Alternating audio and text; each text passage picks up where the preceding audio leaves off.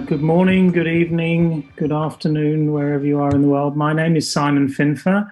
I'm a critical care physician from Sydney, Australia, and I'm a member of the Executive Council of the Global Sepsis Alliance. It's my great pleasure to welcome you to this very important meeting, which is a joint meeting which we're delighted to host with the World Health Organization on sepsis, pandemics, and antimicrobial resistance, three very important global health threats for the 21st century. And it's my honor to, first of all, introduce and hand over to Professor Hanan Balkhy, who is an Assistant Director General of the WHO in charge of the Antimicrobial Resistance Program, to welcome you on behalf of the WHO. Hanan. Thank you, Simon. Good morning, everybody from all around the world. And thank you, Simon, for the introduction.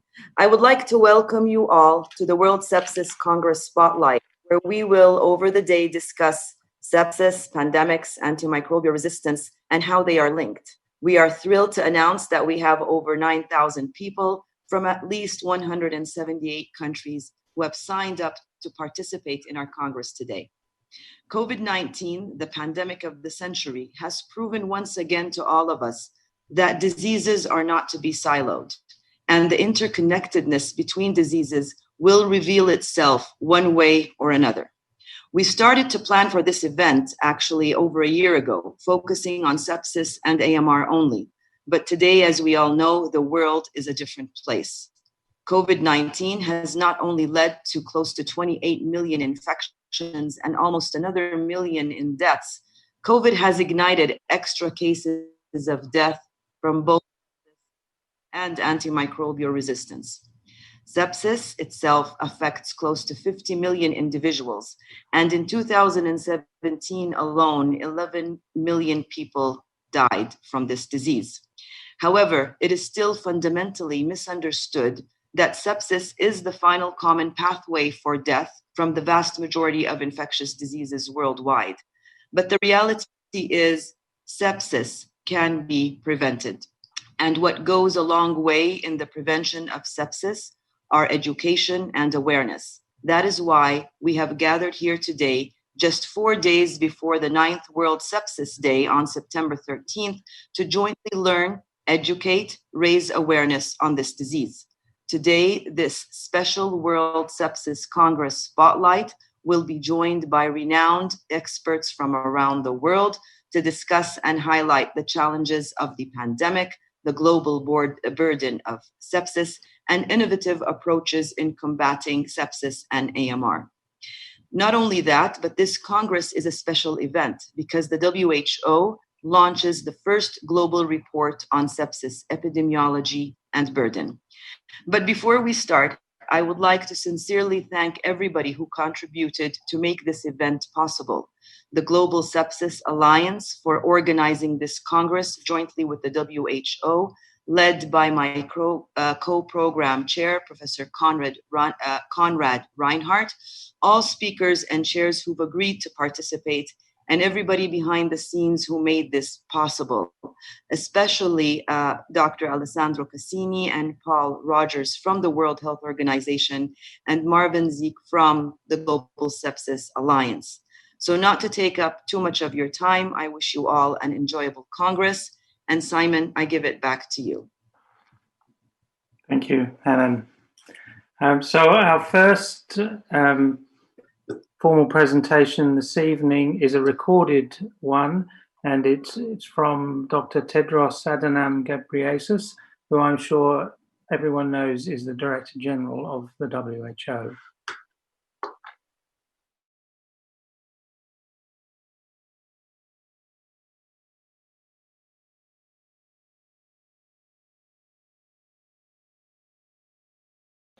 Dear colleagues and friends, I'm proud to introduce this World Sepsis Congress Spotlight on sepsis, pandemics, and antimicrobial resistance.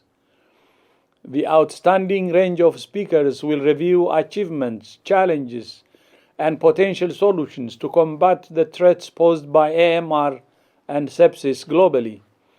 They will also provide an overview of the lessons learned and challenges from the COVID-19 pandemic and recent Ebola outbreaks and the implications for sepsis research. Colleagues, we need action on sepsis, and we need it now.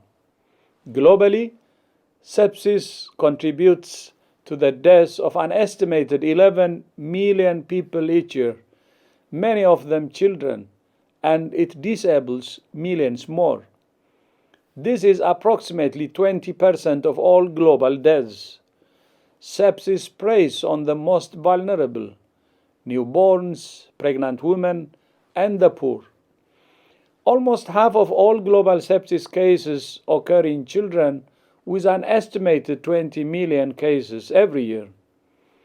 For every 1,000 women giving birth, 11 will experience infection-related severe organ dysfunction or death. The first WHO global report on sepsis shows that efforts to control this health crisis are being seriously hampered by large gaps in data, particularly in low and middle-income countries.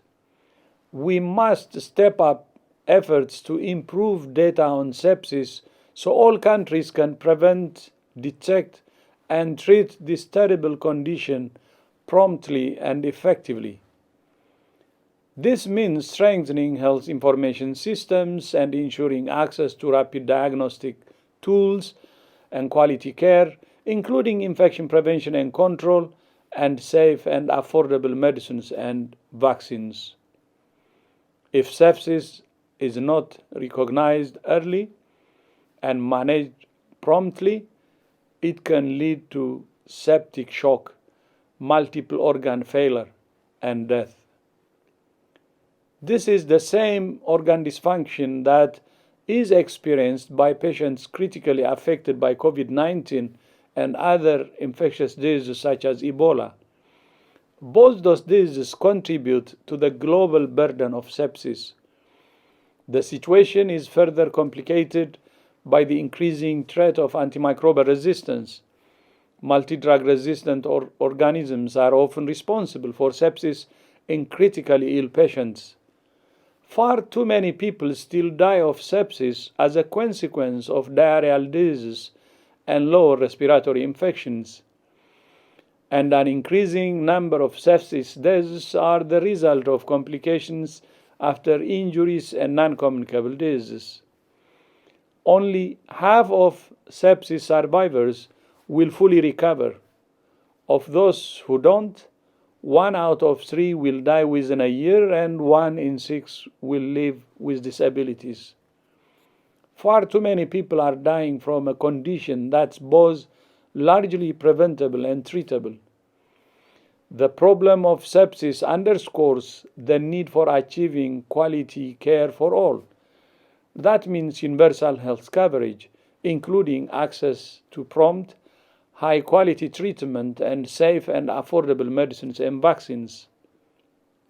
Just as critical are improved sanitation, water quality and availability, and infection prevention and control measures such as hand hygiene. These prevent sepsis and save lives. Coupled with early diagnosis and appropriate clinical management, these interventions could prevent as much as 84% of neonatal deaths due to sepsis. However, we face many challenges in tackling this global problem, not only in controlling it, but even in fully understanding it. Today, WHO is launching the first global report on the epidemiology and burden of sepsis. This first-of-its-kind report offers the most comprehensive evidence on the epidemiology of sepsis. The report includes original research and identifies gaps and priorities for the future, developed by a technical group of international experts led by WHO.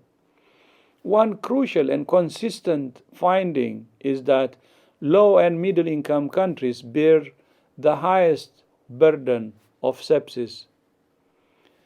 These are also the countries for which we have very little and poor quality data. Most studies published in the scientific literature use different definitions of sepsis, diagnostic criteria, and hospital discharge coding, making it highly challenging to develop a clear understanding of the true global burden of disease. WHO convened a group of international experts to identify gaps and priorities for sepsis research at the global and country level, including urgent key actions, particularly in low resource settings.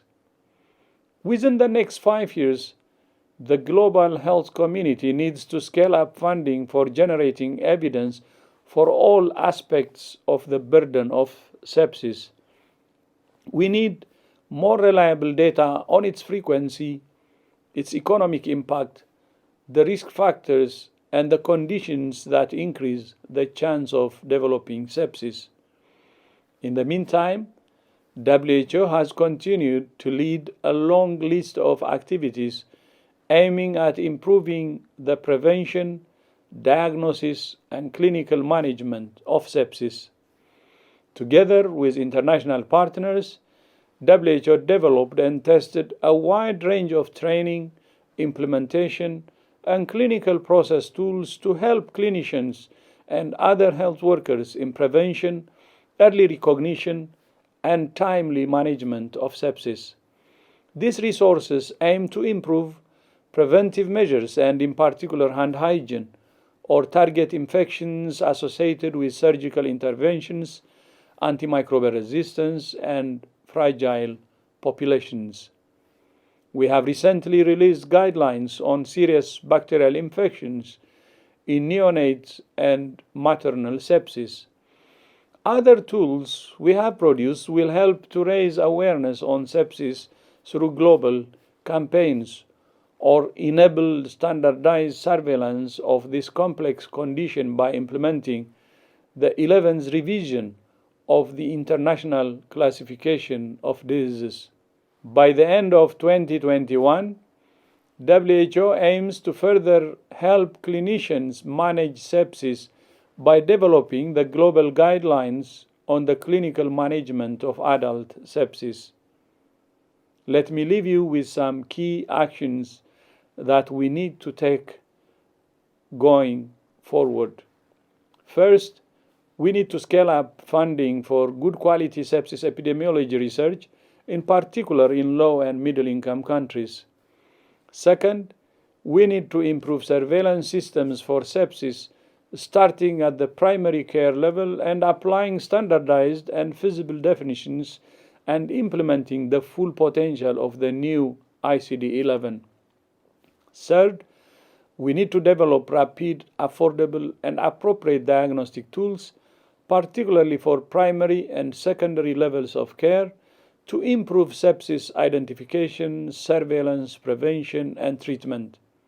And fourth, we need to engage and better educate health workers and communities not to underestimate the risk of infections evolving to sepsis and to seek care promptly to avoid clinical complications and the spread of epidemics.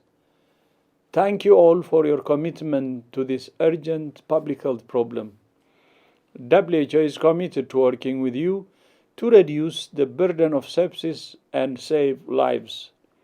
I wish you a productive conference. I thank you.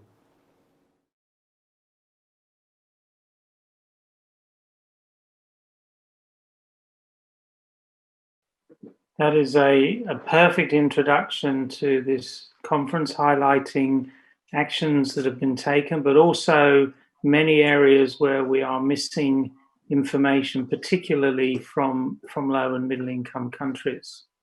Obviously, Dr. Tedros is not with us live, so we don't have the opportunity for questions and discussions with him, but the live speakers, if there is time, we can ask questions or we have time for discussion at the end of the session.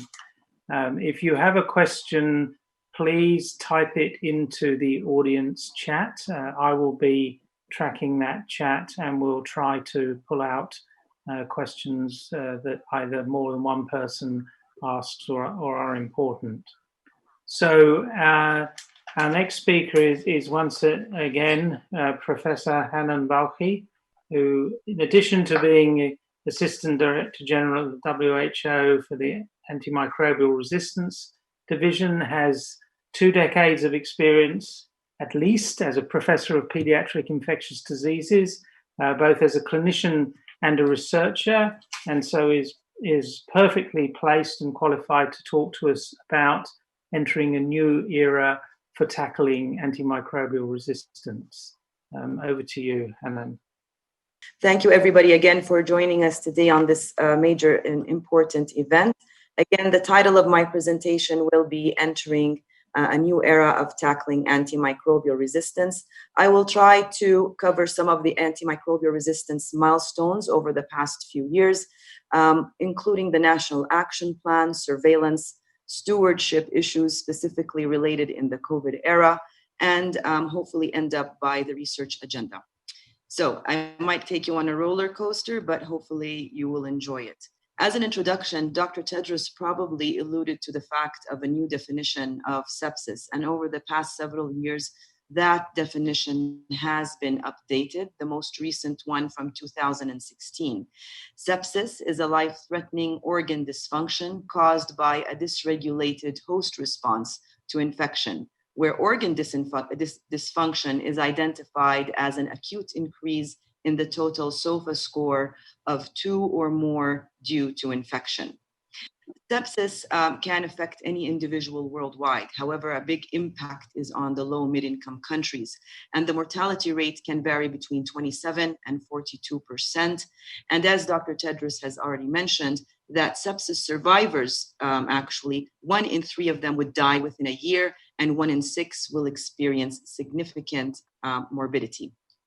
Now, I took office of the Assistant Director General for Antimicrobial Resistance as a flagship and as a cross-cutting program at the WHO after the request by the member states for the WHO to lead and enhance the visibility of AMR. And as you can see, the efforts to bring AMR to the spotlight has started way back. I went only back to 2011, where there was an AMR World Health Day, but a lot of activity has taken place over the past 2 to 3 years. I was also a member of the ICG committee established or announced in 2016, established in 2017, which refers to the interagency consulting group that came out with 14 recommendations. And those recommendations were submitted to the Secretary General early 2019. The tripartite, as you all know, even though this is a human health congress, however, AMR is a topic that really goes cross borders from human, animal, environment, water, agriculture, and plants. And those that lead to the increase in antimicrobial resistance exist in all of these areas. And hence the tripartite has been working for years together, and this alliance has been significantly enhanced over the past few years with an AMR MOU that has been signed, and within the new AMR division, the establishment of the tripartite joint secretariat that works collaboratively with OIE, FAO, and several other UN agencies. Then we would like to focus on the National Action Plan, which stemmed from the Global Action Plan initiated in 2015. And as you can see that not only have the 5 pillars, which I won't go in detail over them today, but the National Action Plan identifies 5 major areas for each member state and country to identify. The WHO as a convening and guidance and technical assistant global health body has established several documents between 2016 and 2019 to support the countries and member states to establish their national action plan, cost them and fund them to move forward with the interventions needed at a multi-sectorial level. This is a graph that I like to show because we become very enthusiastic that since 2017, we had initially 93 countries establish a national action plan. It went up to 117 last year, or 2018-19. We see a staggering of the numbers of new countries entering last year, possibly because of COVID. However, the thing that worries us is that the number of countries that have a national action plan are much higher than those that actually have a funded or a costed national action plan, which means that these national action plans are not in action, full action yet. And that is one of our major focuses in the next few years with our member states. Now, in order for us to bring attention, numbers really speak louder than any other, numbers and photos, if you will. But for us to continue to bring the spotlight to antimicrobial resistance, the attention of the politicians, clinicians, public health, the whole world, we actually need numbers. And we're proud to show the platform of the GLASS, the Global Surveillance System. And you can see in the light blue are the areas where GLASS has already been established in 2017, has solicited the countries to come into the GLASS platform. We also established the antimicrobial consumption platform.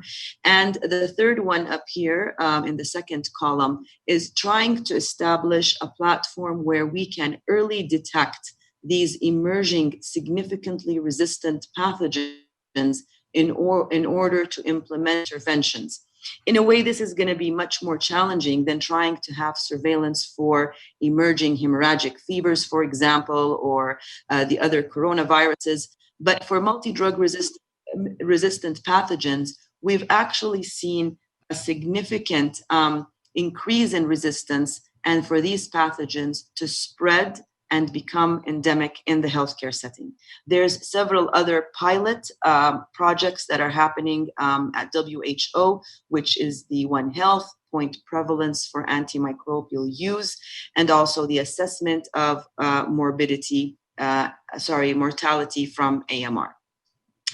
This is a snapshot from the GLASS report. You can take a look at it. It's online, and you can see that low mid-income country resistance is much higher. We were able to establish another milestone last year by including specifically blood infections from third-generation cephalosporins, or ESBLs, and MRSA to be one of the Sustainable Development Gold indicators, with an aim of a reduction of 10% by member states.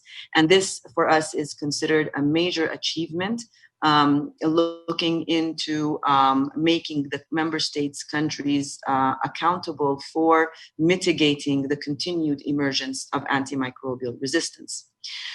This is another snapshot from the same report. I won't go into the details, but you can see the variation in resistance in the different countries. So on the very bottom, these are the number of countries that have reported urinary tract infection caused by third-generation cephalosporin resistance or carbapenems, as you can see in each of the columns.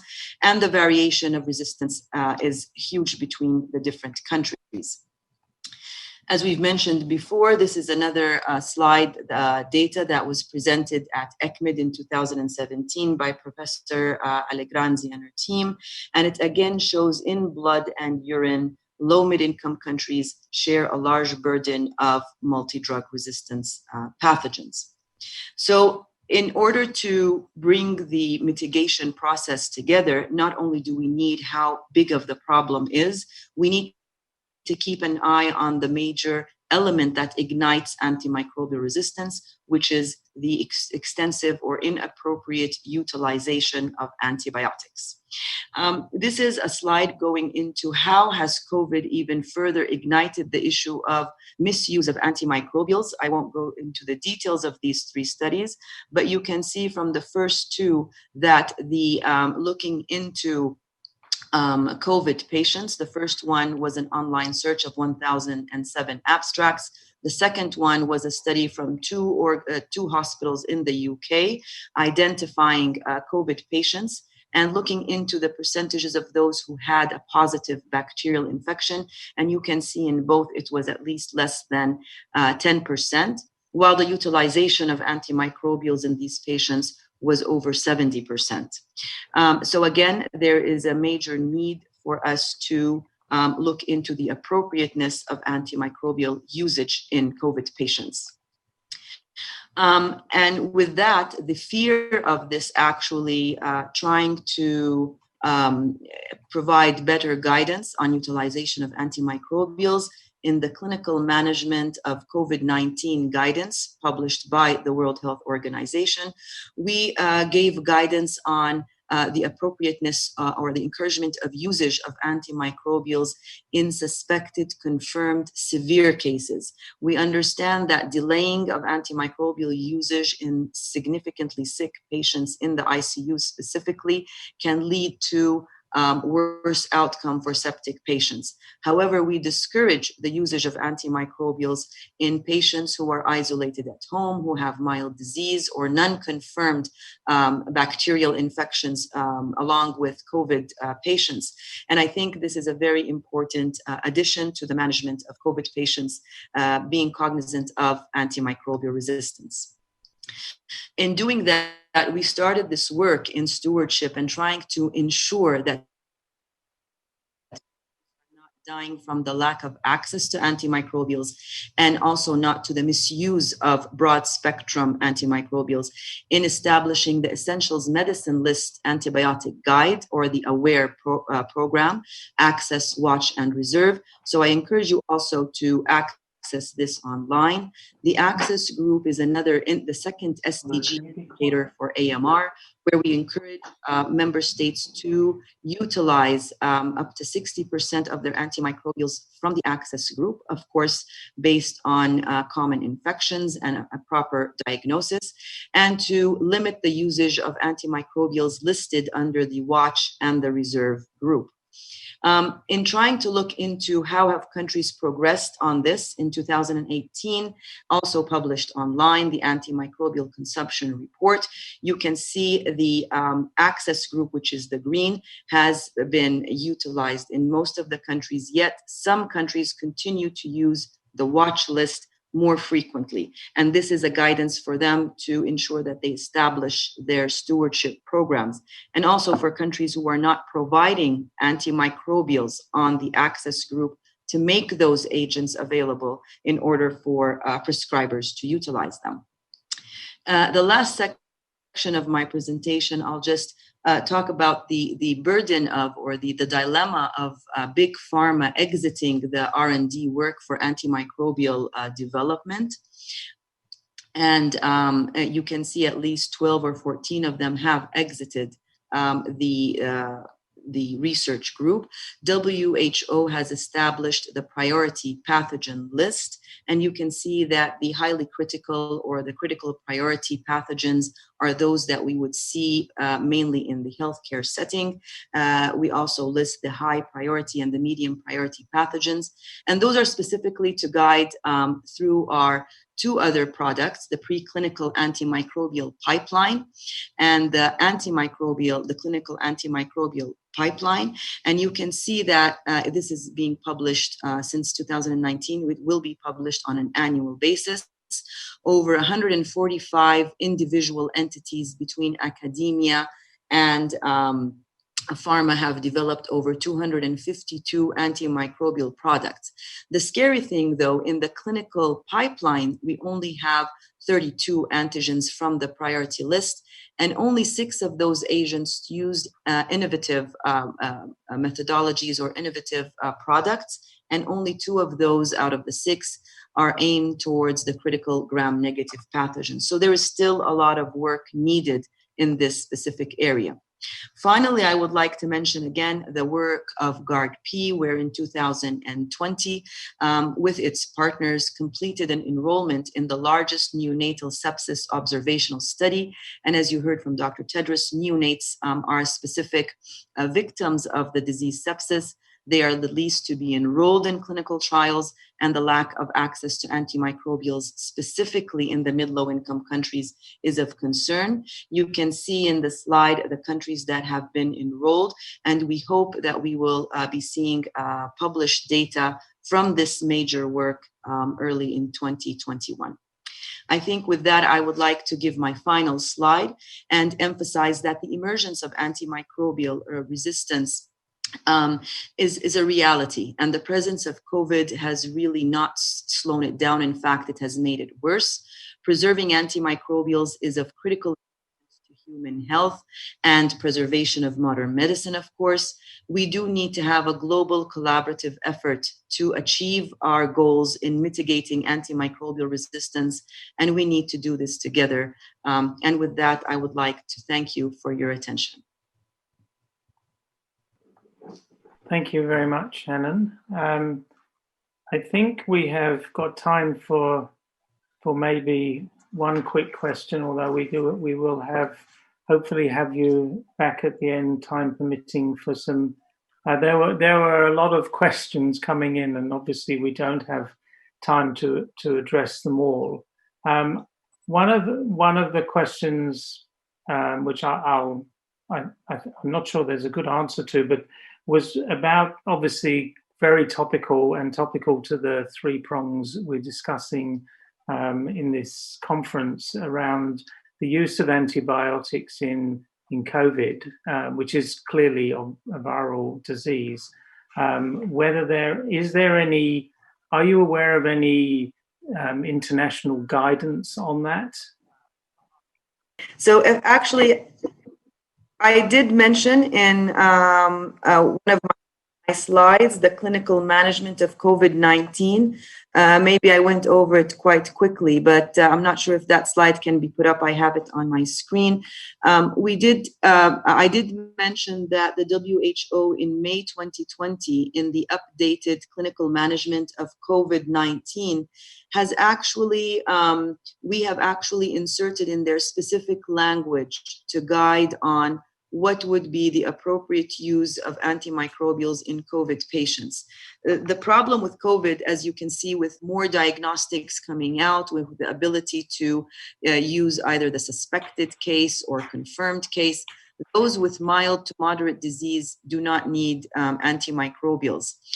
Those who enter into the healthcare setting and specifically into the ICU, where the suspicion of a bacterial infection exists based on, of course, that specific country, the hospital setting, the judgment of the epidemiological factors, we do encourage, as we would with any pre-sepsis patient, to use empiric antimicrobials based on the proper consultation, and to emphasize the issue of the need, as with any usage of antimicrobials, is when to de-escalate. So we do provide that language in the WHO guidance from May 2020. Over to you.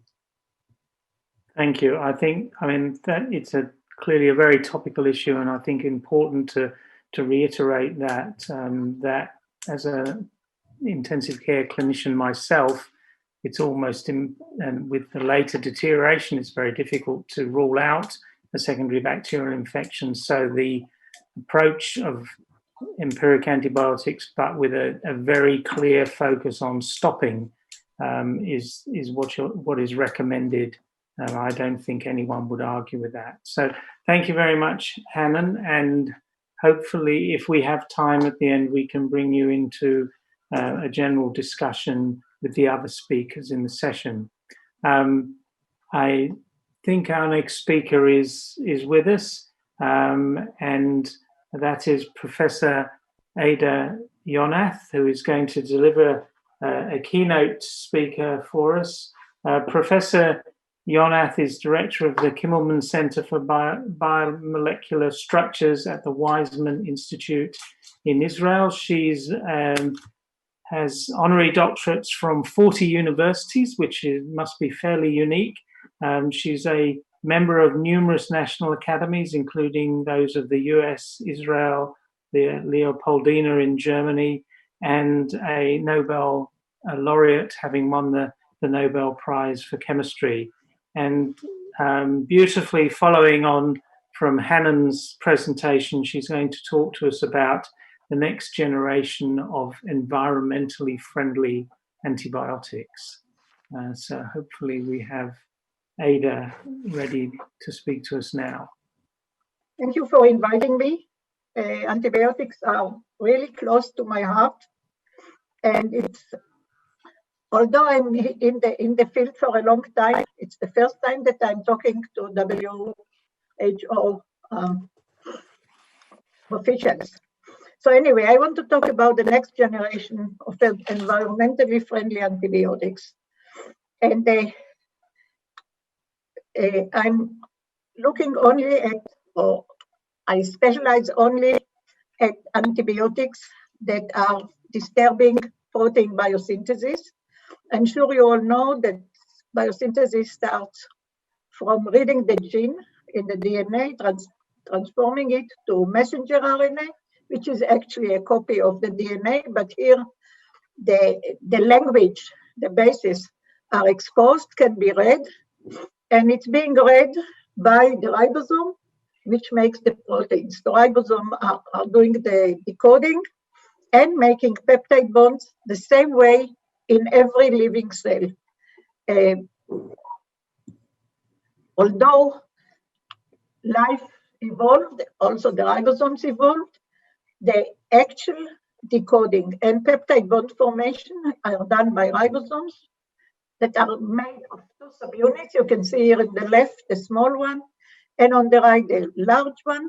They are all made of a large number of RNA bases in 4 different chains and many proteins. So here in the figure, the RNA is in gray and each protein is in a different color. And they are each of the subunits is independent, can live alone, and actually in the cells they are separated. They come together only when they have to make proteins. So because you can see how they look when they are together. They are connected through their interfaces and through the tRNA, the molecule that brings the amino acid from one side and has the decoding information from the other side. So there is a huge number of them in every cell. Mammalian cells may contain millions, like in the liver. Even in bacteria, when bacteria grows, they can reach 100,000 ribosomes in a single cell bacteria. So because the ribosomes are so important, or actually the protein biosynthesis is so important, over 40% of the clinically useful antibiotics today that are in the clinical usage are disturbing this process, mainly by paralyzing the ribosomes. And it was found that the natural antibiotics are actually the weapons in the microorganism era. It's one type against the other. We as human beings are using those that are useful for us. It means those that can differentiate between bacteria and higher organisms like human or animals. And here what I want to show is that the two subunits, the large on the left, the small on the right, and the places where the antibiotics used today are binding to the ribosome in order to paralyze it. They all bind either in the active sites, like where the decoding is happening, or when the bonding is happening, or in the tunnel that provides protection to the newly born protein, or in the entrance of the messenger RNA or the entrance of the amino acid on the tRNA. All are in and all within the structure, deep into the structure, in the interior. And this is correct for all.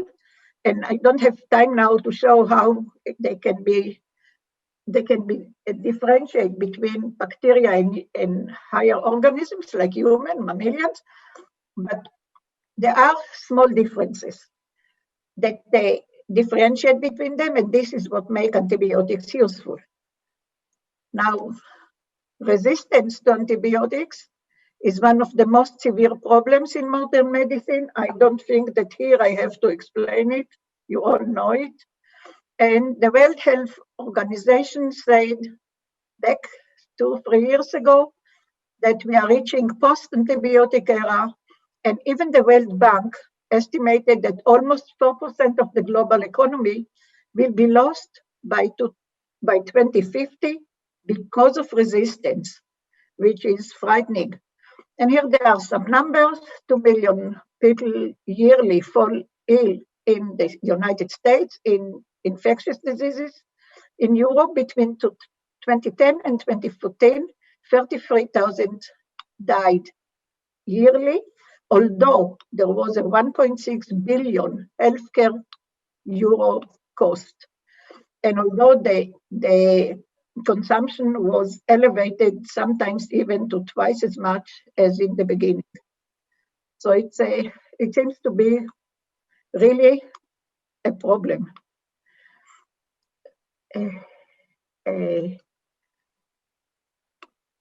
Maybe we can soon revert back to the time that infections were killers. So I think that Hanan talked before me, talked about some attempts of companies to make new antibiotics, to create new antibiotics. As far as I know, she's right. It's even in real numbers of successful antibiotics, it's even worse than it sounds. But there is a huge the justification is a huge mismatch between the social value and the high expense. Social value means our life. And the high expense is what is needed in order to make a new one, a new antibiotics. So the question that we asked ourselves is combating resistance possible? I think that if we talk about full combating, it's not. I think it's unlikely because bacteria want to live and because bacteria are cleverer than us, at least in terms of survival. And of course, cleverer, it's not that they know to read and write, but they find ways to exist. Nevertheless, we are conducting some modest contributions toward controlling, hopefully even combating antibiotics resistance. So what is behind us? What is our concept? A wide spectrum antibiotics which are used today are increasing the resistance, even in bacteria that are not needed for any specific treatment. Therefore, we think that narrow spectrum will narrow the risk of resistance, and we're looking for pathogen-specific, essential structural motifs that will make pathogen-specific antibiotics. It means this is, in our opinion, a very important point. For this reason, we determined the structures of ribosomes from pathogenic bacteria. Earlier, we determined the structures of ribosomes from harmless bacteria. This was the first phase of this work. And then we compared the normal or the harmless to the pathogenic. And we learned many lessons, and will not talk about all of them. I've just mentioned that the general lesson is that all bacterial ribosomes are similar, actually very similar. Lesson 1, 2, and 3, I'll skip. Lesson 4, which is the most exciting one, is beyond my expectations. It's leading to identification of novel antibiotic binding sites, which are very different than the normal ones. So what you see here on the left side, you see the skeleton of harmless bacteria in gray and pieces that are specific to the bacteria that we looked at that time, Staphylococcus aureus, Staph aureus. You can see in cyan some additional pieces which are on the surface and they have structure. I enlarged one on the right-hand side at the corner. And we think that this piece that is specific to Staph aureus is a potential binding site. If we can block it, it may be a potential binding site.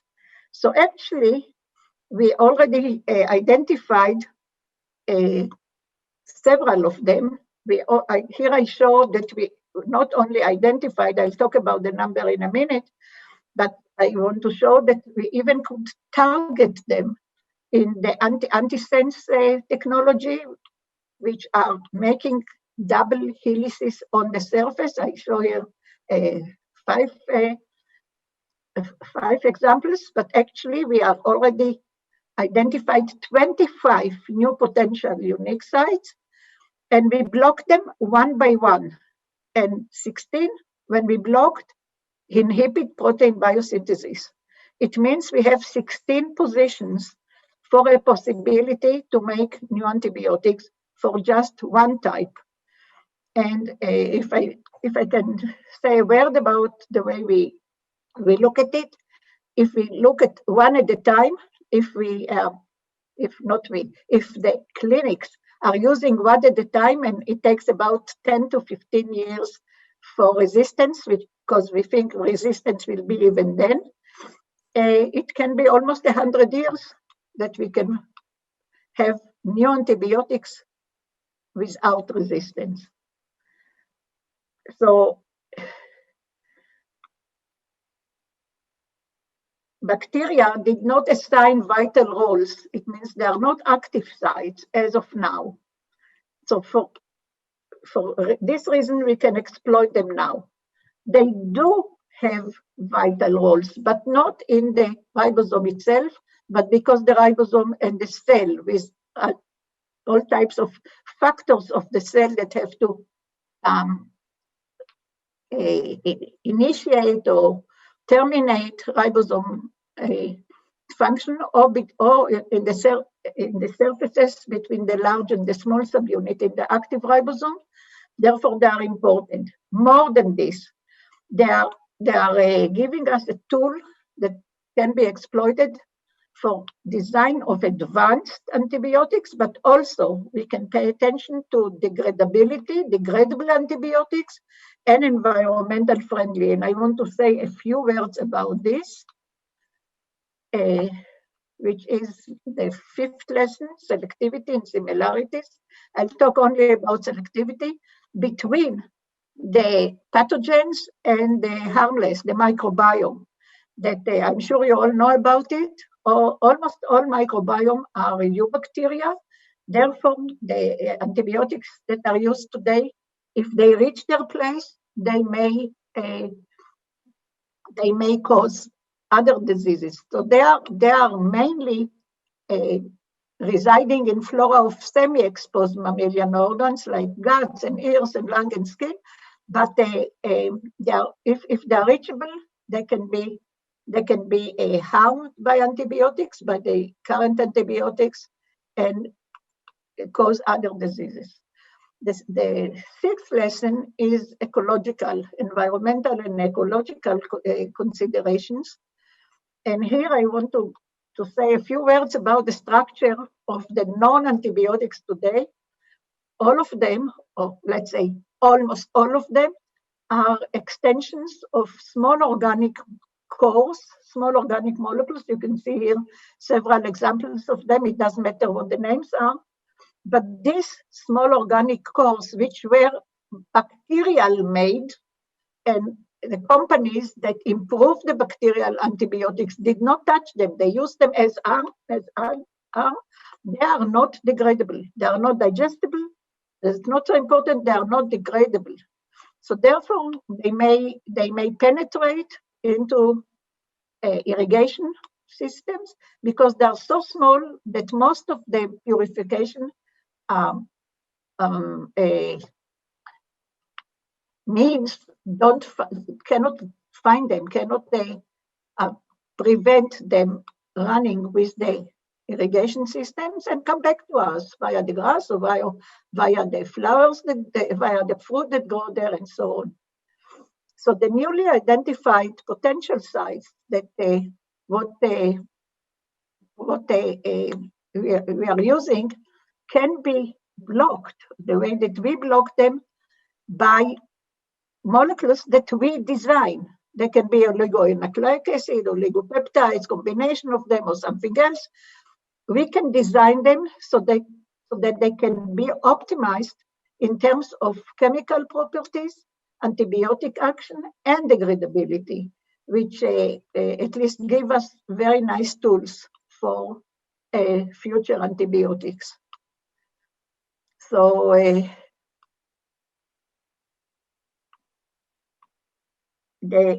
all the lessons that we learned, I didn't talk about all of them, but I want still to mention them. They gave us tools for improving existing antibiotics. I didn't talk about it at all, but I did talk about future antibiotics. And I did talk about better distinction between pathogen and useful antibiotics that are within our bodies. So in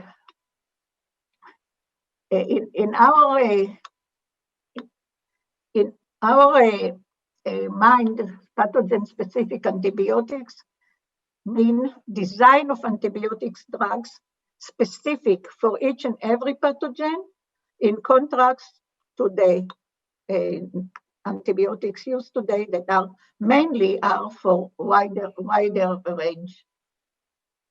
And as I said earlier, pharma companies don't like to make antibiotics at all, and surely they have economical profit problems with pathogen-specific antibiotics. But being optimistic, we expect that pharma companies will consider human aspects, not only profit. Human aspects mean our life. So this is also a call to the pharma companies to look into different types of antibiotics.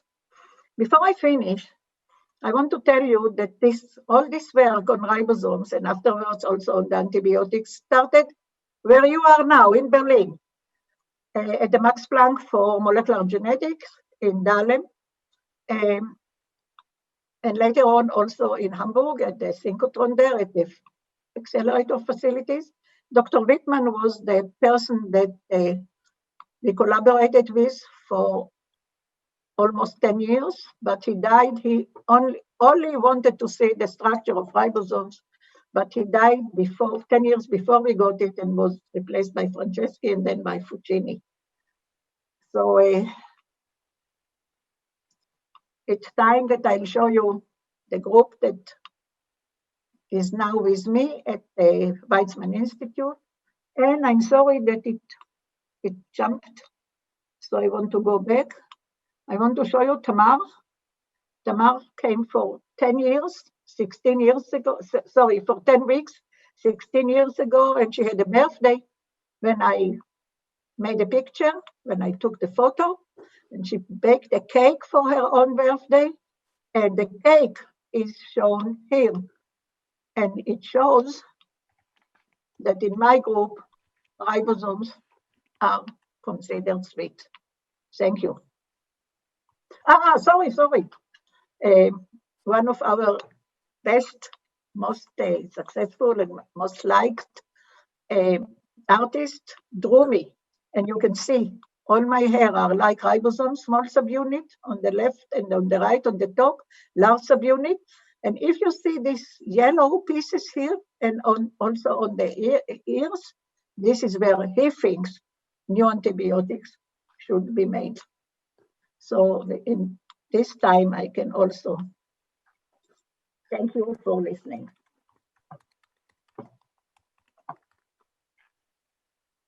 Thank you very much, Ada. That was a fascinating presentation, which certainly introduced me to some new ideas. I think if it would be good to bring those questions in, bring some questions in at the end. I hope you're able to join us then, because you've introduced a lot of fascinating concepts there, which cross a number of the issues that the other speakers are going to deal with, which is interactions between economics, need, regulation versus profit, etc. And I'm sure those are issues that we can address at the end. But for me, that was a fascinating presentation. There were some questions in the chat about access to slides and sharing this with others. All these presentations will be put online. I can't tell you the time frame for that. Maybe I will be told that and I can tell you later, but they will all go online afterwards. So people who are obviously, we want this to be available globally. In some parts of the world, it's the middle of the night. So this session, Marvin is telling me, will go out on the 15th of September. So that would be Tuesday of next week. So you can listen to it again if you've listened live, because there's been a phenomenal amount of information already, and also share with your friends and colleagues who are unable to make this. So our next presentation is a recorded presentation by Seth Berkley, who is the CEO of the Gavi, the Vaccine Alliance, and is co-leading efforts through the vaccines pillar of the Access to COVID Tools Accelerator to develop and distribute a SARS-CoV-2 vaccine globally. And that continues work that he has done over many years to make vaccines against common diseases that cause sepsis accessible across the world, including to many underprivileged populations. Delegates to the World Sepsis Congress, thank you for inviting me to this important event to discuss how vaccination saves lives through the prevention of sepsis. The link between vaccination and sepsis is not talked about enough. Sepsis is an important global health threat, and vaccination, being one of the most powerful, far-reaching, and cost-effective health interventions in the world, has a critical role to play in tackling it. According to the Global Disease Burden of Disease Report in 2017, almost half of all global sepsis cases occurred among children, with 20 million cases and 2.9 million global deaths in children under the age of 5. Many vaccine-preventable diseases are major contributors to sepsis, and most deaths from sepsis can be prevented by impactful, cost-effective preventive measures, including immunization. Diseases like pneumonia and meningitis often result in fatal complications like sepsis, especially in neonates. The power of immunization comes from the fact that it can decrease the rates of infection in the first place. With fewer infections, we also see a reduction in the rate of fatal complications. And indeed, vaccines like those for Haemophilus influenza type B, pertussis, pneumococcal, and meningococcal infections have all been instrumental in reducing childhood infections that can lead to sepsis, both directly and through herd immunity. Recently, we have introduced our first use of routine conjugated typhoid vaccine in Pakistan during a serious outbreak of extreme drug-resistant typhoid, thus trying to break an epidemic of an ancient and serious form of sepsis. There is also huge scope to do more with other vaccines that are on the horizon. For example, a vaccine for Group B streptococcus is currently in development. If effective, this has the potential to save 150,000 newborn lives every year and prevent up to 260,000 cases of maternal and newborn sepsis.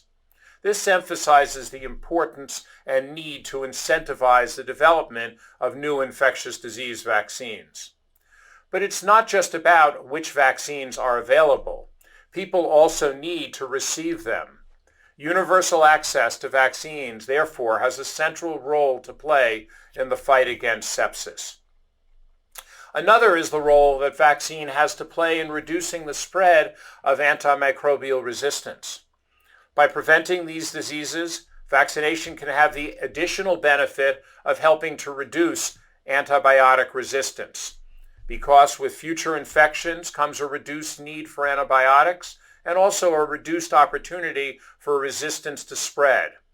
And as we have seen, without the selective pressure of constant antibiotics in the community, we even see resistant organisms revert to wild-type antibiotic-sensitive strains. The knock-on effect is that this will help conserve the antibiotics we still have that are still effective in treating sepsis.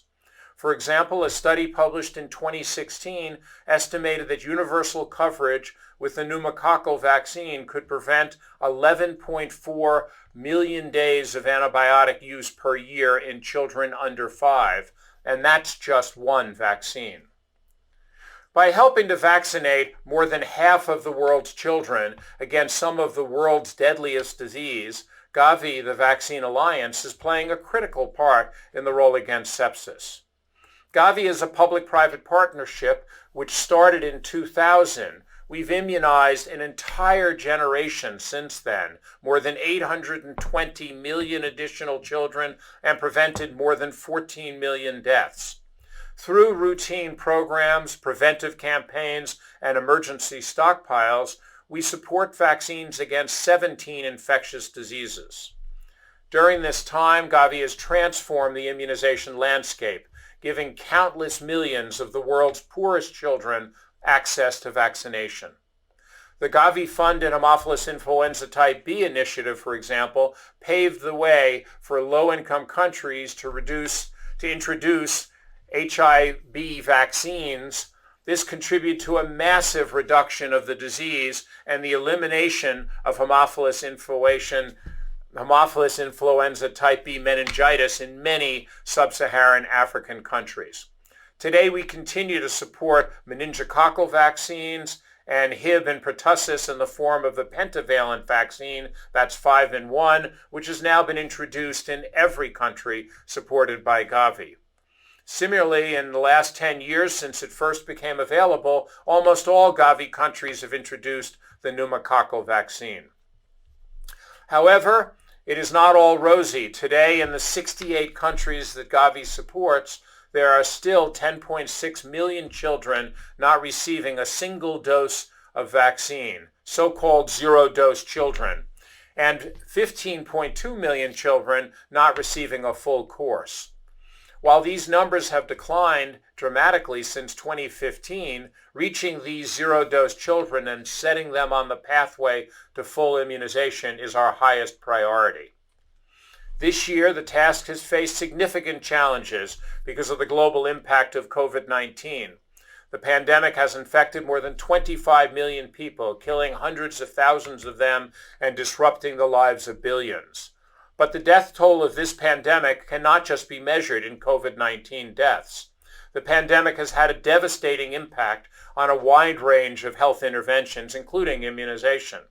According to a recent study, every COVID-19 death prevented by suspending routine immunization services in lower-income countries to try to halt the spread of the disease risks an additional 84 vaccine-preventable disease deaths by allowing children to go unprotected against the other killer vaccine-preventable diseases. This highlights the importance of maintaining routine immunization services while identifying strategies to continue to deliver immunization. With widespread disruption of immunization services, there is also heightened risk of backsliding.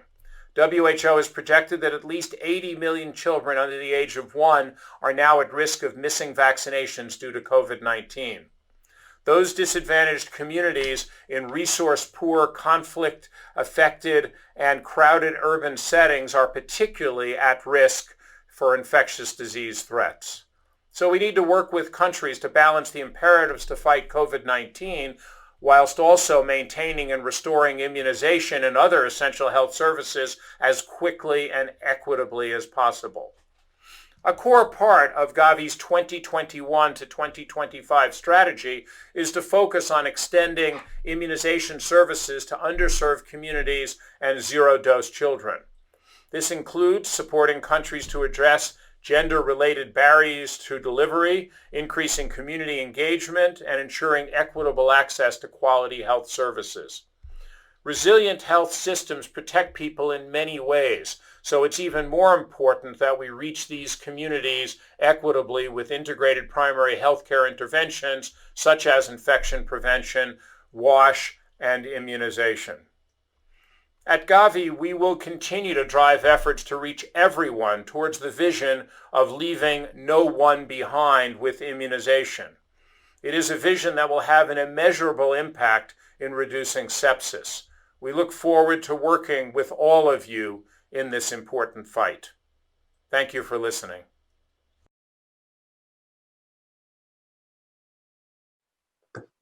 So for those on the chat asking to see the slides, that was there were no slides with that presentation.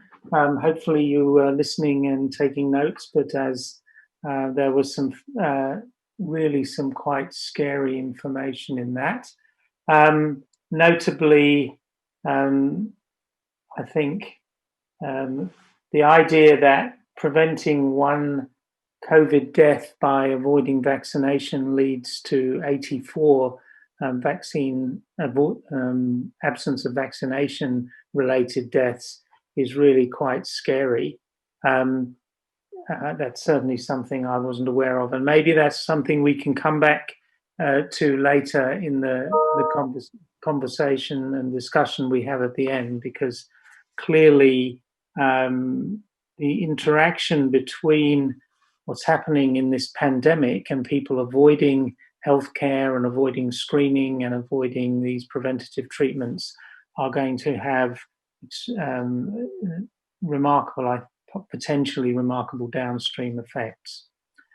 So I will move on to our next speaker, who is Sir Liam Donaldson. Sir Liam is a WHO envoy for patient safety. He has a long and very distinguished history in public health. He was the Chief Medical Officer for England from 1988 to 2010. He's an honorary distinguished professor at Cardiff University and professor of public health at the London School of Hygiene and Tropical Medicine. And he has been a great supporter of the Global Sepsis Alliance and efforts to reduce preventable deaths and disability due to sepsis for many years. So, Sir Liam is going to talk to us about the patient safety aspects. Thank you for joining us, Sir Liam. Thank you, Simon, and good morning, everybody. The WHO's global leadership on patient safety started in the early 2000s. And as Simon said at the time, I was Chief Medical Officer for England, but I was also the UK's representative to the World Health Organization. And I persuaded the UK government to put a major investment into patient safety. And we moved that forward with a body that we established called the World Alliance for Patient Safety, which was a partnership with WHO. And one of the most visible aspects of that, which will be well known to people attending this conference, was that we set up a series of programs, including the formulation of a global patient safety challenge. And that first challenge was about healthcare associated infection. It was called Clean Care is Safer Care. And it was based primarily on promoting the concept of hand hygiene, which was relatively unknown on the scale that it eventually ended up, and particularly the use of alcohol gels. And it was very ably led by Professor Didier Piter from Geneva Hospitals, and also Benedetta Allegranzi, who you well know is one of the co-organizers of this conference. Why was the focus on patient safety at that time? Well, essentially the problem was that not many people realized that there was a substantial burden of avoidable harm. It hadn't been quantified. It was largely unknown beyond enthusiasts and academics, certainly not amongst health ministers and mainstream leaders of healthcare systems, and a lot of physicians and nurses as well. It was an unknown quantity. And the calculation showed that the burden of avoidable harm in healthcare around the world runs at something like 64 million disability adjusted life years per annum. 1 in 10 people admitted to hospital in high income countries, and 1 in 4 in low and middle income countries experienced some form of adverse event. So there was a very strong driver to focus on patient safety from the burden of disease data, which at the time hadn't been assembled, but we did assemble it. And secondly, the other very striking thing was that other high-risk industries, particularly industries like the airline sector, had achieved remarkable success over several decades by concentrating on the risks of their service and reducing the risks of harm to people using them. And in airline industry in particular had moved from something like 1 in 3, a risk of dying in an air crash of something like 1 in 3 million in the 1960s through to 1 in 10 or 11 million in the early 2000s. And healthcare had not achieved anything like that improvement. In fact, very little improvement at all. So we ran that program, and then eventually it merged into the mainstream WHO management team. And most recently, the World Health Assembly last year, May 2019, the 72nd World Health Assembly, passed a resolution placing patient safety as a global priority. We produced, resulting from that, a global patient safety action plan. It's currently out to public consultation. And as part of the resolution, it was agreed to establish each year a World Patient Safety Day. The first one was 2019, 17th of September. 17th of September this year, 2020, is also going to be World Patient Safety Day. And the theme, very relevant to the substance of this conference, it's going to be on health worker safety, highlighted, of course, by all the focus on healthcare workers' safety in the COVID-19 pandemic, but of course, raising the opportunity to look much more widely at some of the long-standing reasons why we need to think not just about the safety of patients, but also the safety of healthcare workers.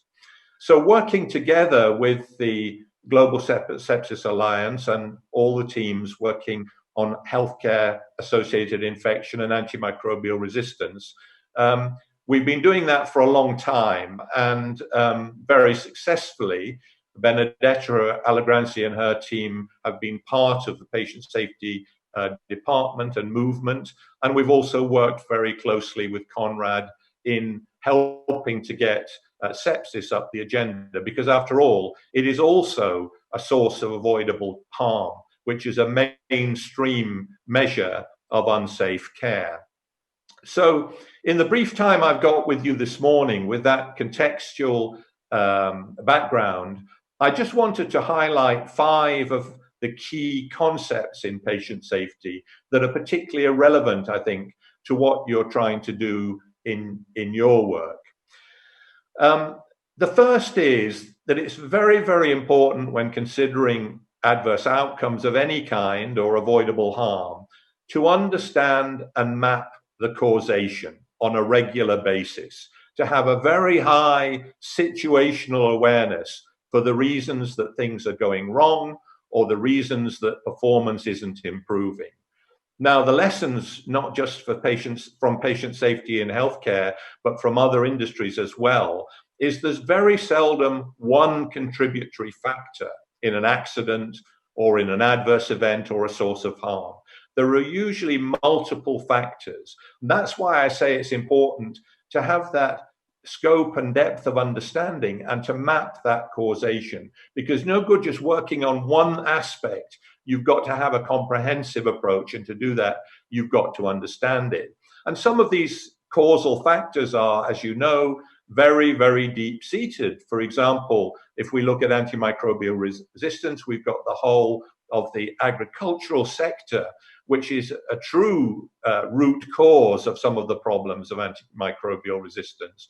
But those bigger problems sometimes get ignored. People prefer to stick to their own aspect of improving antimicrobial resistance, but you do need to have constant attention, not just to the immediate factors that need to be corrected, the prescribing practices and so on, but also to make sure there's advocacy and action and calls for action on the deeper seated factors. The second thing to say about understanding causation is that you have to be aware that sometimes it operates at a very granular level, very context specific to a particular health service or health facility. Imagine a situation, for example, where a hospital had been doing well on sepsis, we had a very good record compared to its peers, and then suddenly it started to slide off and slump into poor performance. And everybody might wonder why. Why is this happening? We don't understand it. And imagine that the factor that was really responsible was that the chief nurse in the emergency department, who dealt with all the triage and made sure the protocols were followed, had gone off on maternity leave. And she'd been replaced by an agency nurse. And nobody quite realized that the reason for the fall off in performance was due to the loss of that leadership skill that was contributing. So that would be a factor contributing at a very local level. It wouldn't have global or national implications, but it would be essential for that hospital to put right its slump in performance on sepsis. So it shows the understanding, the mapping of causation, and the attention to the big picture as well as the detail is vitally important. Point number 2, in order to achieve high levels of success in avoiding harm, you have to build resilience. You don't just look at the things that are going wrong, but you strengthen the whole system to try and prevent things from going wrong. And that idea of resilience, and the other term that's commonly used of high reliability organizations, is also a very important feature of the modern approach to patient safety. You block out the harm, you block out the avoidable harm as much as possible by building in the procedures, the culture, the leadership in order to do that. And one nice example of that, an excellent text that's widely referred to in the patient safety world, written by 2 US academics, Kathleen Sutcliffe and Carl Weick, a book called Managing the Unexpected, looked at the criteria which are adopted by high resilience organizations in every sector. And they found a number of common features, but one very nice one, which I always like to think about, is one criteria was that a high reliability organization makes a strong response to a weak signal of failure. Now, just think of an example in healthcare. You might find a situation, say, where somebody reported that the nursing observations of acutely ill patients believed to have sepsis were being overlooked or missed out because of pressure of work. Now, that we know that's an important thing, but it might not be up on the high in red lights as a danger signal. If you like, it's a weak signal of failure, but an organization was really on top of its game in resilience would be reacting very, very strongly to such weak signals, not just waiting to see the big adverse events or the downturn in performance data. The third area, which I think is particularly relevant, is always making the distinction between an intervention and the implementation of that intervention. Think about Peter Pronovost's work on the bundles of interventions used to reduce catheter-associated infection in intensive care units. Very successful in Michigan State, where it started. But when it was then tried to implement it elsewhere, it wasn't always successful.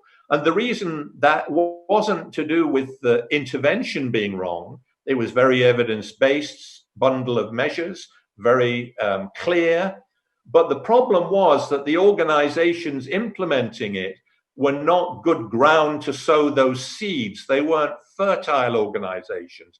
The culture was wrong. The leadership was wrong. So in order to embed a successful intervention, you also need to prepare the organization, do that development, leadership, get everybody on side, get the enthusiasm, get the input and the buy-in from everybody. So that's another key message.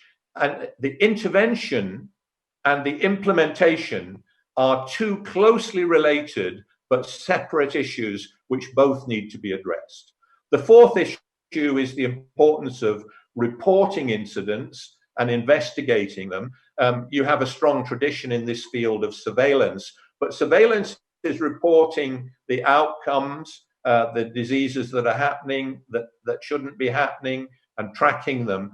But reporting in patient safety terms is asking staff to draw attention to their concerns and what they're seeing. Fifthly, patients and families play a vital role in patient safety as educators and as observers. Many of the victims of harm and families I've spoken to have been people that have watched their loved one deteriorating but felt helpless as to how they could communicate their concern, didn't feel that they had the status to raise a concern, and yet often they were right and the people looking after their loved one were wrong, and many of those sadly resulted in death. So 5 points there from patient safety.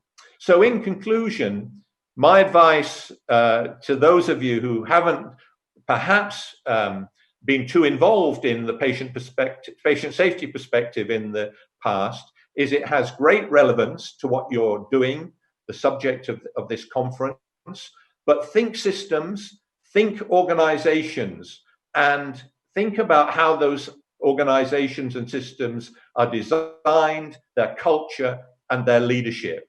And that's the way, that wider perspective. Yes, of course, we need to concentrate on individual behavior, education, training, getting people to adopt guidelines. But most harm results from good people working in weak systems. So we need to equip the people to do what we need them to do, but we also need to redesign, if necessary, these organizations, get the right cultures in place, and then we'll have that lovely blend of human factors and organizational factors, which are really the recipe for success. Thank you. Thank you very much, Salim. I wonder if I could just ask you one question. We have obviously a global audience, and I think because of time zones right now, we have an audience that spreads from Europe, mostly the Americas, I think, still nighttime, still waking up, Europe, across Africa, the Middle East, Asia, over to me here in Sydney, where it's approaching 8 o'clock at night. And a lot of the people who are on the chat are clearly from low middle income countries and in health systems. How would someone, or does the WHO have an approach to really sort of taking the first steps down this pathway, as opposed to being in a highly developed healthcare system in a high-income country? Yes, we have all along reminded ourselves that the program is for the whole world, but it is true that a lot of the data and a lot of the experience and a lot of the solutions that have been developed are in hospitals, even not in primary care, in high-income countries. So you're absolutely right. But so we've put a lot of attention to the adaptation of solutions that have been developed in high-income countries, and not assume that you can just push them out into a mission hospital in Africa and expect them to succeed. So a lot of listening to those in low-income countries. But the inspiring thing is, although the constraints on delivering safe care are very heavy in those countries, lack of infrastructure, lack of running water and things of that sort, then even with the constraints, people see the overall principles and do their best, make their organization as resilient as they can within the constraints which they're operating. So we've been very inspired to see that. And just one additional point, sometimes the solutions in low-income countries are not necessarily about bringing somebody in to teach surgical skills and things of that sort. They're about teaching people to repair an incubator or put in place a safe waste disposal system. So you need to, as I said at the beginning of my 5 points, you need to understand and map the causation of avoidable harm, which will be entirely different in those sorts of settings.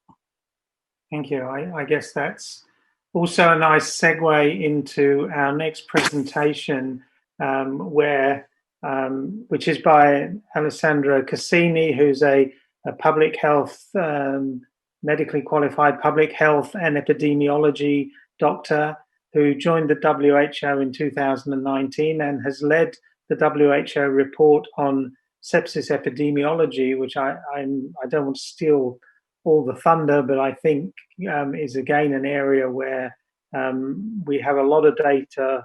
Well, we have some data from high-income countries, far more than we have from low-middle-income countries. And Alessandro is going to present to us the WHO Global Sepsis Epidemiology Report in a presentation towards a global sepsis research agenda. Alessandro, over to you. Thank you very much, Simon. Good morning, good afternoon, and good evening to everyone. And thanks again, Simon, for reminding us that we are heard across all time zones across the world. And it's a real pleasure, and I'm very honored to present in this platform during this Congress that we organized together with the Global Sepsis Alliance, and to present together with these presenters today that have set the stage for our discussion on sepsis. So my aim today is to present a little bit of data that is available and evidence that is available on the burden and the impact of sepsis. But not only that, I will show a little bit more also on the methodologies that are used to estimate the evidence and the burden of sepsis. And what are the limitations that are related to those methodologies? And together with a large group of experts already in 2019, we started working on focusing on what would be the priorities. After viewing the gaps in sepsis epidemiology research, what are the priorities for the future? So again, thank you very much to the Global Sepsis Alliance, to Marvin and Conrad for making this happen, and to all the colleagues at WHO that have helped both on the administrative side and on the scientific side to make this Congress as rich as it already is. And I'm sure the rest of the day will be extremely interesting as well. So just gonna try to get the slides going.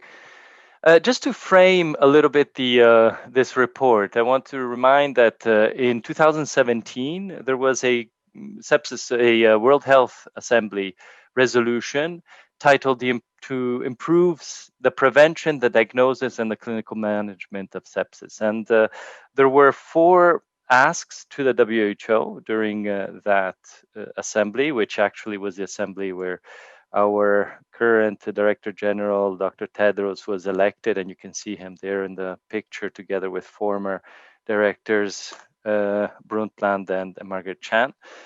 So there were 4 asks to the WHO, which were to work on guidance for sepsis prevention and management, to support member states implement these guidances and implement other kind of interventions to reduce the burden of sepsis, to collaborate with other organizations, which is a little bit what we're doing today with the Global Sepsis Alliance, and to estimate the global burden of sepsis. So this report is, let's say, framed within this ask from the World Health Assembly, but the WHO has been working on sepsis through several activities, mainly clinical activities, in maternal and child and neonatal health, particularly since many, many years.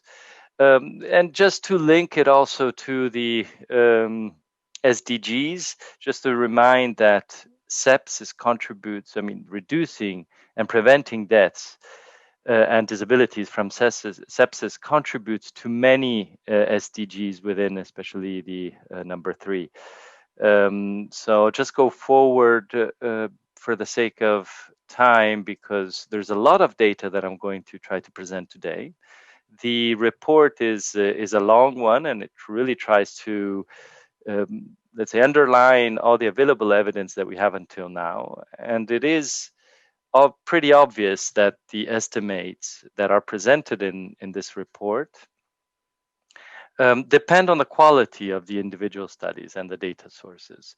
So just to frame the kind of evidence that we, let's say, focused on and that we extracted for this report, I want to say that this report refers to at least, for example, 8 original and some are updated reviews of systematic reviews of the literature.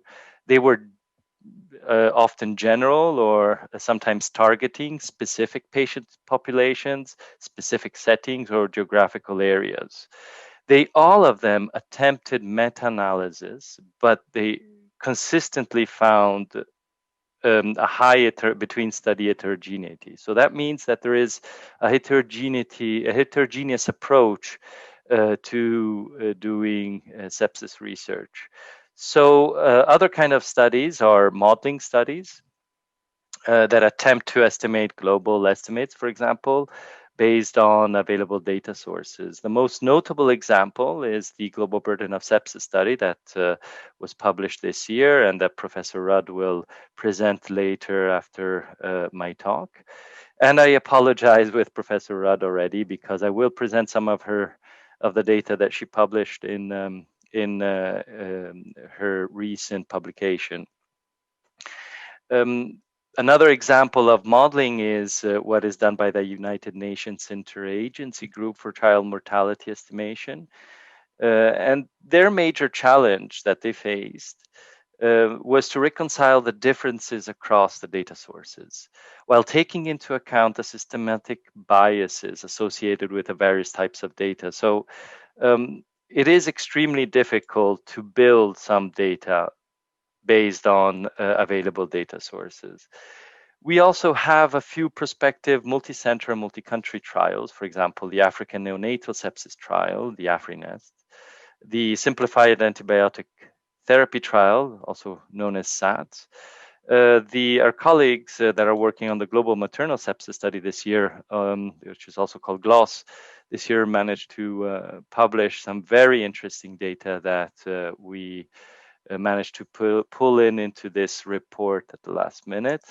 And then also colleagues working on the multi-country survey on abortion and the Global Antibiotic Research and Development Partnership, the GARD-P.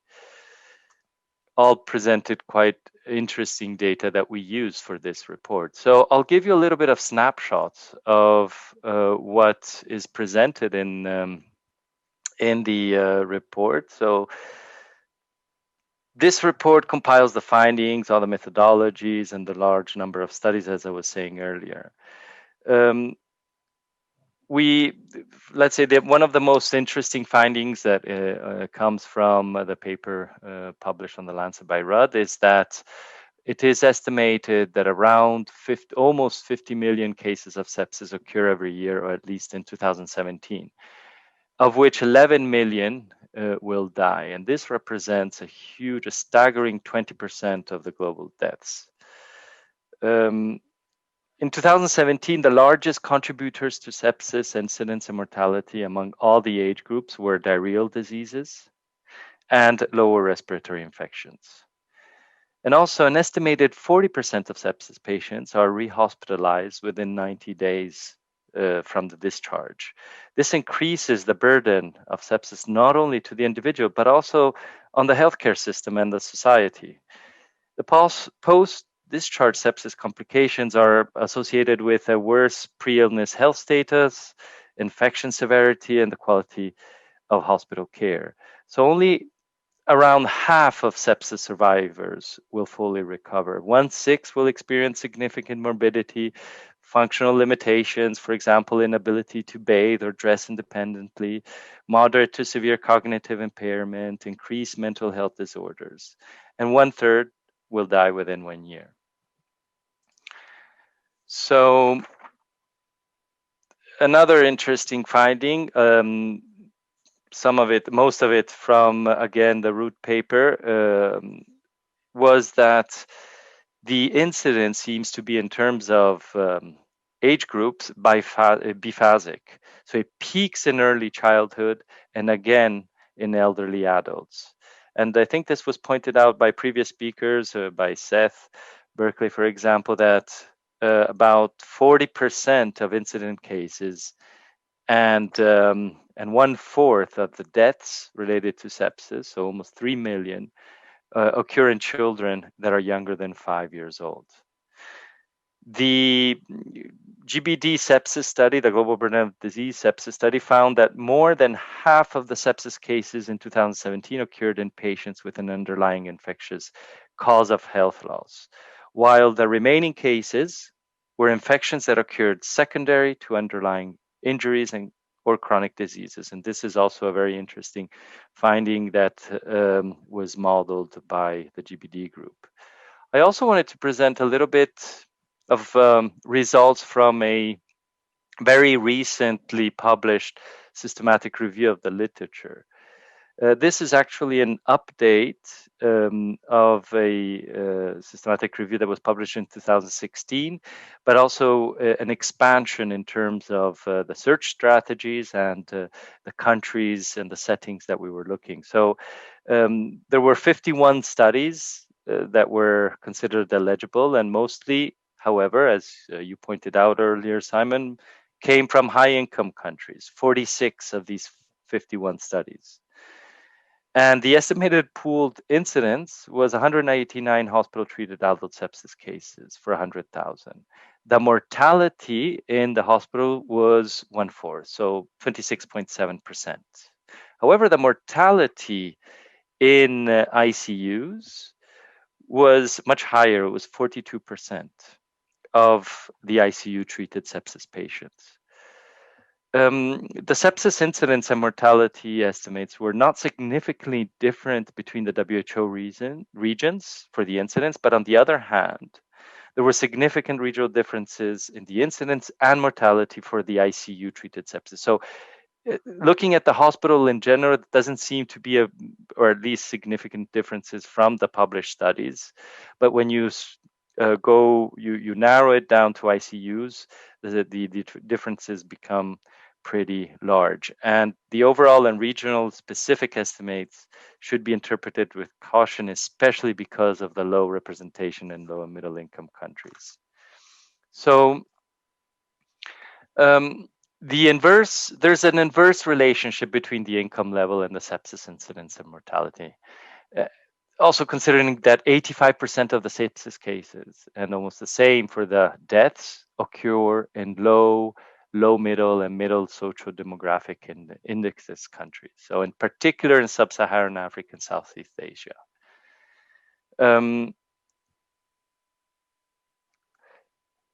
So there's also an association, I just wanted to add this, and this was also presented by Assistant Director General Hanan Balkhy and will be further explored by Professor Benedetta Legranzi later on, that there is an association between the country income level and the risk of detecting multi-drug resistant organisms. And the prevalence of MDROs are significantly higher in low and middle income countries. So this is to reinforce a little bit this map that we're looking at. And then we also look at what is the available evidence. This shows that exactly where we seem to have the highest burden of sepsis is where there's a lack of evidence and there's a lack of published research on epidemiology. And in particular, the GBD sepsis study, for example, in order to obtain data from those countries, had to do quite a few extrapolations from a few countries. So it must have been pretty challenging, and I'm sure Professor Rudd will show a little bit more of this later. The severe neonatal infections, which include sepsis, represent also a significant cause of neonatal mortality, between 1.3 and 3.9 million annual neonatal sepsis cases, and between 400 and 700,000 annual deaths. But the most important thing is that the higher incidence rates were found in at-risk groups in low and middle-income countries. Low birth weight, gestational age were associated with increased sepsis incidence. Early onset sepsis was much more common than late onset sepsis, and the survival of preterm and sick infants have improved, however, over time. But this population requires more hospital care, which exposes them to a new set of risks, in particular healthcare associated or hospital acquired infections.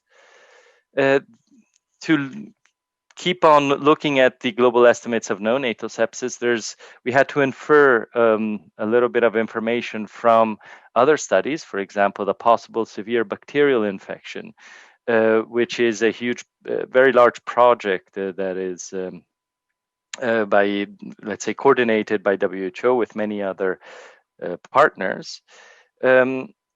And it's used in the integrated management of childhood illness package, which helps clinicians manage these infections in very young infants. From the PSBI, the Possible Severe Bacterial Infection Project, it was clear that 25% of these cases appear as neonatal sepsis. And 24% of the neonatal deaths are due to severe neonatal infections, which also include sepsis. We also try to give an overview of the maternal sepsis. What is the, let's say, the impact of sepsis on maternal health? And obstetric infections are the third most common cause of maternal mortality, and 10.7% of deaths. The obstetric infections cause 10% of maternal deaths. They're almost all in low and middle income countries. There seems to also be an impact on sepsis due to abortions, unsafe abortions.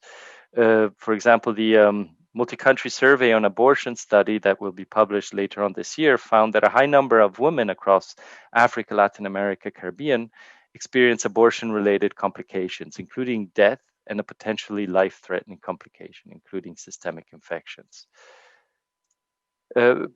There's also notable work that was done in order to standardize a little bit the research on maternal sepsis by WHO, and in particular a statement on the definition of the maternal sepsis. WHO facilitated this consensus around the standardized definition, which is a life-threatening condition defined as organ dysfunction resulting from infection during pregnancy, childbirth, post-abortion, and postpartum period. The definition was based on systematic reviews of the literature, etc. So this has really helped, in particular, the implementation of the global maternal sepsis study, which was published this year, and that found that 70 women for every 1,000 live births had a suspected or confirmed maternal infection requiring the hospital management, and 11 of them presented with severe maternal outcomes. So the infection was the underlying cause or contributing in over half of intra-hospital maternal deaths. They also found large differences across countries according to their income level. And for example, it's very telling, the graph that we produced for this report on the bottom right, where there's a clear difference in the number of severe maternal outcomes that are present in high-income countries compared to the rest of the world. And no maternal deaths were reported in high-income countries. This observed variation across countries could be related to the use of different admission criteria, for example, but the resources available to identify severe infections and conditions generally would have an impact. So looking at all these methodologies, it seems clear that we have let's say, 3 different categories of methodologies that are used. So systematic reviews of the literature, which are, however, based mainly on observational cohort or cross-sectional studies.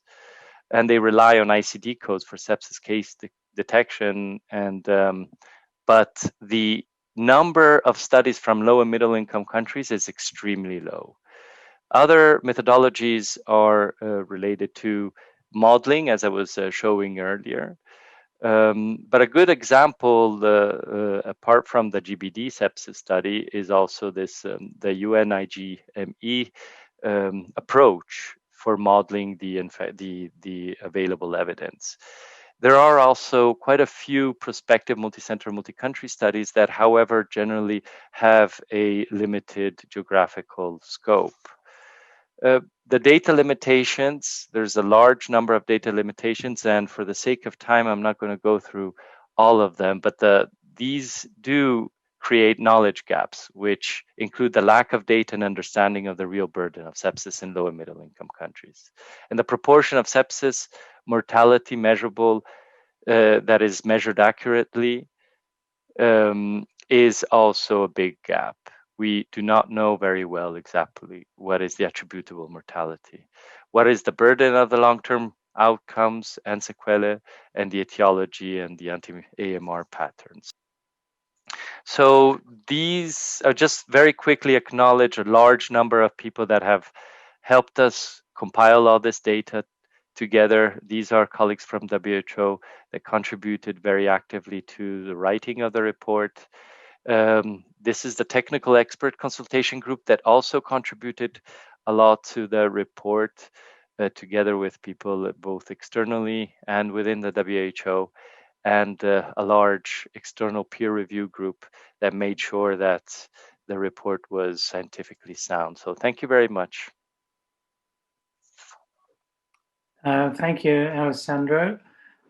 Clearly, that is a report that is being published, and I am making the assumption that it will be accessible on the WHO website in its entirety, so that people can dive into it, because there's an enormous amount of data there, and certainly difficult to take it all in one sitting, but very valuable in terms of working with policymakers, etc.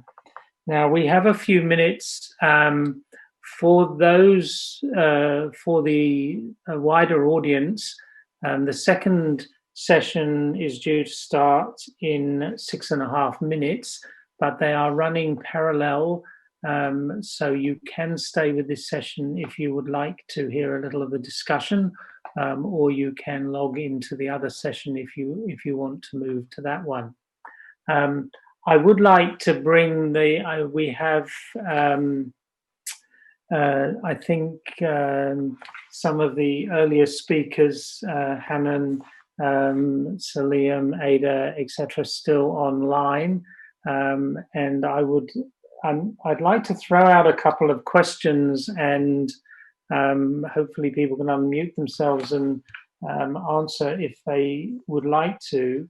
What we've heard about is obviously a lot about this huge challenge of antimicrobial resistance, and the complexity of it. I loved the idea of environmentally friendly antibiotics, which is a relatively new concept to me. I'm going to have to go away and think about and learn about. But I'm wondering, as a clinician, whether, if we to tackle AMR, where we have countries where you can, as people have noted in the chat, that you can go to a shop and buy antimicrobials without any prescription, and that some of those countries seem to have the biggest problems with antimicrobial resistance. Should the efforts be at government policy level? Obviously, individual clinicians have a role to play, but can we, as individual clinicians, really influence this question if antibiotics are so freely available in other parts of the world? And I think the COVID-19 pandemic is showing us just what an interconnected world we had. I don't know whether Hanan or Ada would like to comment on that. Hi, Simon. I'm happy to take a first stab at this question, if you will. Then maybe we can hand it over to Ada. Can you hear me? Yeah. Yes, we can. Yes. Yeah. So that's a great question and a complex one. And I think even prior to taking this post, we had the same issue in Saudi Arabia when I was practicing there. But I think there's the issue of as you said, regulatory, but it's not just the regulatory, it's what is available also in each of the countries, and whether there's also the problem of counterfeit medications as well. So it's over the counter, it's quality of medications, it's regulation, and then it's the implementation of these regulations. As you also know, antimicrobials can be bought online. So really making the availability and access to these agents quite easy. What we're trying to do is through the regulatory processes, make sure that antimicrobials are available to those who need them. But it's going to be the burden on each of the member states to put in those regulatory and auditing processes in place to ensure the proper access to medications. Another issue is, as you mentioned, the whole stewardship issue and the issue of initiating antimicrobials properly and then de-escalating properly. That requires extreme engagement of the healthcare facility leadership, as you mentioned, and not only the infectious diseases or primary healthcare providers, but I think it is really everybody to be engaged. What we try to do at the WHO, and we have wanted to have a much stronger rollout for the antimicrobial stewardship kit, which talks at national and subnational levels. We were hoping to be able to launch to that earlier this year, but with the COVID, we were not able to, and really work very closely with the member states on the issue of stewardship at national and subnational level. So I'll stop here. Thank you. Did you want to comment at all, Ada? Yeah, well, I can comment, but I know very little about restrictions and things like that. I do know that overuse when it's not needed or using antibiotics where they are needed, but a wide range increases the resistance. It's easy to blame the doctors or the pharmacies or the companies, but actually resistance is a property that bacteria developed. We are just helping to make it a real big medical problem. And in my opinion, higher control of the amount of the types of antibiotics will help. But what will more help is the design of antibiotics that are specific for whatever disease it is, or for wide use if it's needed, but usually it's not. And then even if the people use it without the need or overusing, it will not be so dangerous. And that's the duty that we took on ourselves, in addition to making antibiotics which are less harmful like ecological friendly, species specific,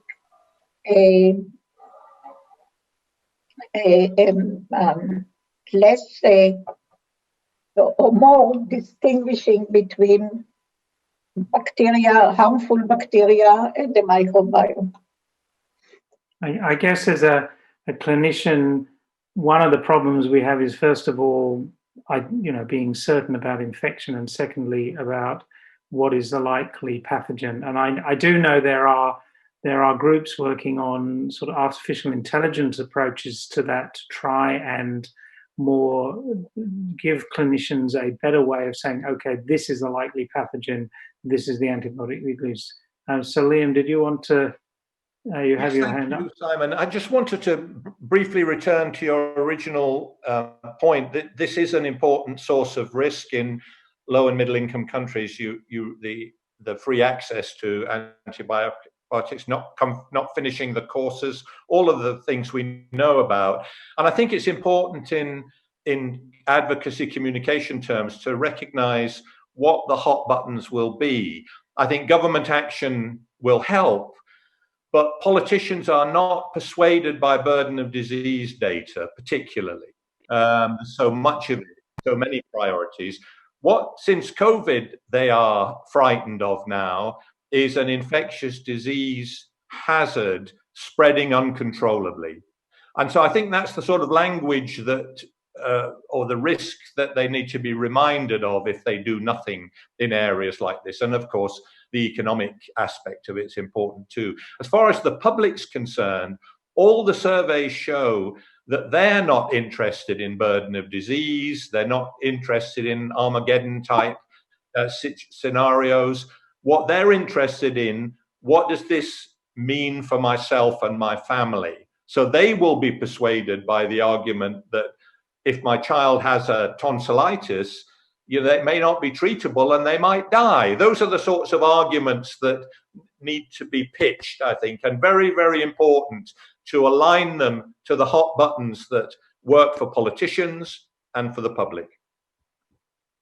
Thank you. I think that's a very important point, because one of the comments that I've made myself, and which is interesting, we've seen this phenomenal both political policy research response to the pandemic, which is quite appropriate. Yet, according to the Johns Hopkins data, in the first 6 months of the pandemic, there are approximately 17 million COVID-19 cases diagnosed, probably an undercount, but then and just under 700,000 reported deaths. Whereas in the same 6 months from the global burden of disease data, we would expect 25 million cases of non-COVID sepsis and 5.5 million deaths. Yet the coordinated response to those sorts of data is nowhere near as great. And I think you've hit the nail on the head in saying that politicians are afraid of something that's spreading uncontrollably, and people in general are scared of something that may affect them and their family, whereas sepsis, which is clearly our third topic of conversation, has not reached that level of awareness, or I guess it is fear that has driven changes in behaviour. I had maybe one other question before we close up, which is how can we incentivize? I mean, both Ada and Hanan referred to the fact that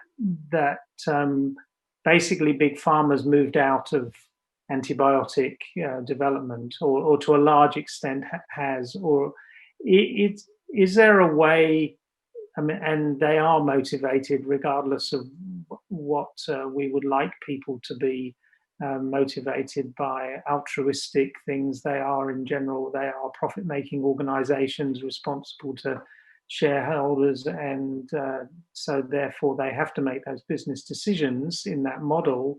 Is there a way that we can incentivize new antibiotic development, or do we need to look somewhere else for that Do we need to look to maybe, Gates welcome philanthropists to try and put money into a very, very expensive process that is not necessarily going to be profit-making, particularly if we want to get these antibiotics to where the burden is, which is in low middle-income countries?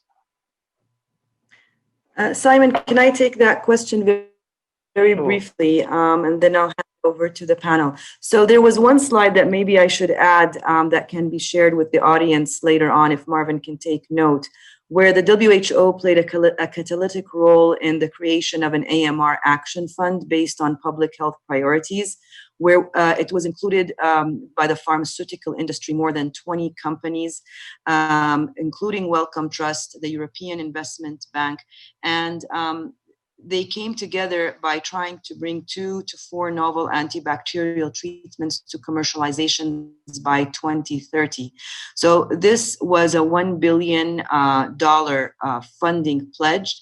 And the initial fundings, or the initial hurdles for this specific fund was worked upon for the past maybe over a year now. So I hope that there will be more information about the AMR Action Fund to try to prioritize, as Ada said, and as I have mentioned and my colleagues on this platform, that the priority here is really the public health good, and antimicrobials should be looked at as public health goods. So I hope this information is helpful for the audience, and I'm happy to provide this extra slide to my slide deck.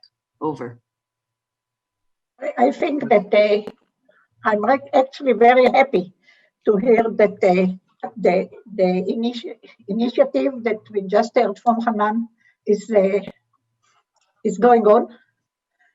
And this is the positive way to look at it. The negative way is actually partially positive.